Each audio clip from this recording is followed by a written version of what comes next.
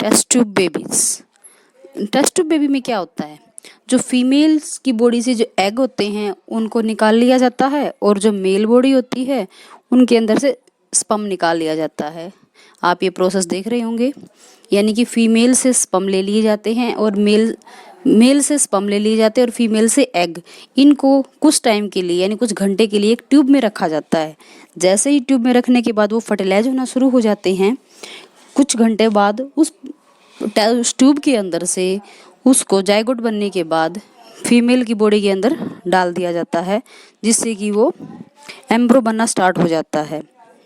आपको ये प्रोसेस दिखाई दे रही होगी, यानी कि जैसे ही प्रोसेस कंप्लीट होती है फीमेल बॉडी के अंदर ट्रांसप्लांट कर देते हैं इस प्रोसेस को और वो नॉर्मल बेबी की तरह वो बच्चा बन जाता है।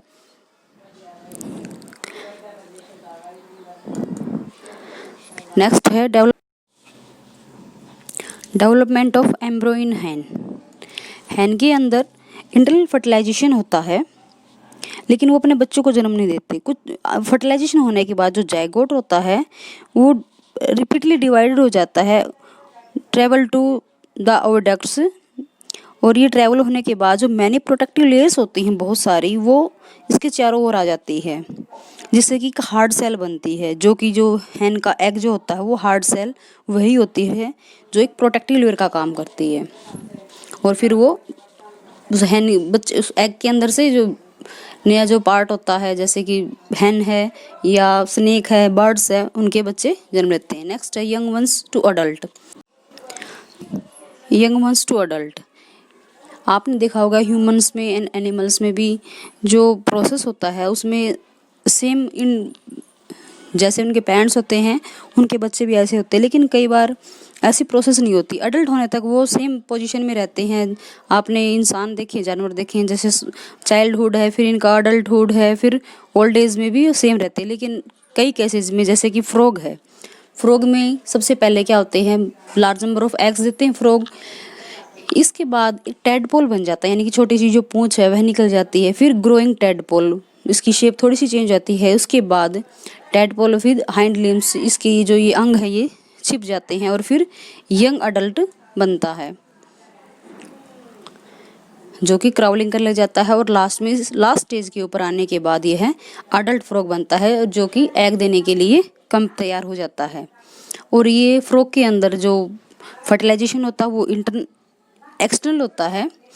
फ्रॉग पानी के अंदर बहुत ज़्यादा मात्रा में अंडे दे देते हैं, और जो मेल फ्रॉग होता है उसके स्पर्म जो पानी में ट्रैवल करते रहते हैं, जो इसके साथ फ्यूज होगा वो एग लार्वा या टेडपोल बन जाता है, जिससे कि न्यू अडल्ट बनते हैं फ्रॉग्स। फिर है एसेक्सुअल रिप्रोडक्शन। एसेक्सुअल रिप्रोडक्शन के अंदर है binary fusion and budding. Binary fusion क्या होता है? In binary fusion the parents organism split to form two new organism of the same kind. Asexual method से होता है ये। आप बटरफ्लाई के केस में भी लाइफ साइकिल जो देख रहे हैं। अब है एसेक्सुअल रिप्रोडक्शन में, अभी मैंने आपको बताया बाइनरी फ्यूजन जो अमीबा में होता है, पैरामीशियम में होता है। इसमें जो पेरेंट्स होते हैं ना वो स्प्लिट हो जाते हैं, यानी दो भागों में टूट जाते हैं। उसके बाद जो भाग अलग अलग बन गए ना वो भी ग्रोथ कर जाते हैं और नया पार्ट बन जाता है। ऐसे अमीबा में होता है।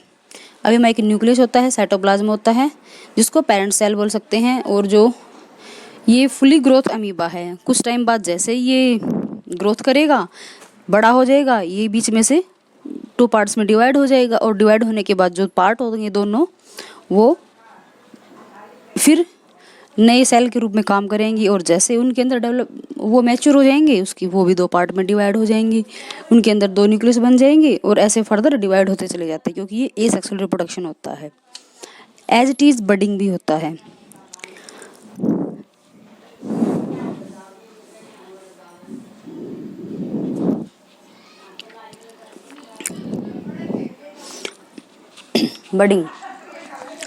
बडिंग में जैसे हाइड्रा में क्या होता है, जो ऑर्गेनिज्म होते हैं इन buddings small outgrowth called buds is formed on the body of parent organism that grow in size and get attached to form a new organism। यानी कि जो आउट ग्रोथ होती है वो बड के रूप में निकलती है, वो एक पेरेंट्स प्लांट्स के ऊपर जैसे इनका साइज बढ़ जाएगा वो अब इस बॉडी से या पेरेंट प्लांट से अलग हो जाएंगे। अलग होने के बाद जैसे आपने अभी देखा है, ये अलग होने के बाद ये नया हाइड्रा बन गया। यानी कि क्या है, ये पेरेंट्स बॉडी से अलग हुआ है और ये न्यू डेवलपमेंट हो जाती है इसकी। ऐसे स्पंज में भी होती है और कोरल में भी ऐसे ही सेम प्रोसेस होती है। ये आउटसाइड बॉडी से आउटसाइड होता है।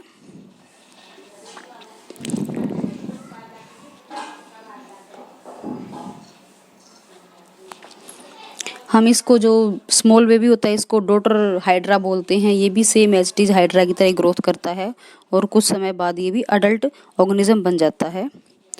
कोरल में, स्पंज में भी ये प्रोसेस होती है,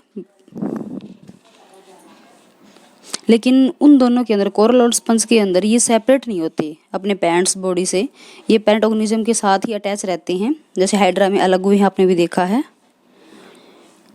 और ये अपने पेरेंट्स के साथ अटैच होते हुए इनकी जो बॉडी का साइज है वो फुल हो जाता है और रिप्रोड्यूस करने लग जाते हैं again and form A colony. इस प्रकार वो एक कॉलोनी बना लेते हैं। बट हाइड्रा में ये बॉडी पार्ट्स अलग हो जाते हैं।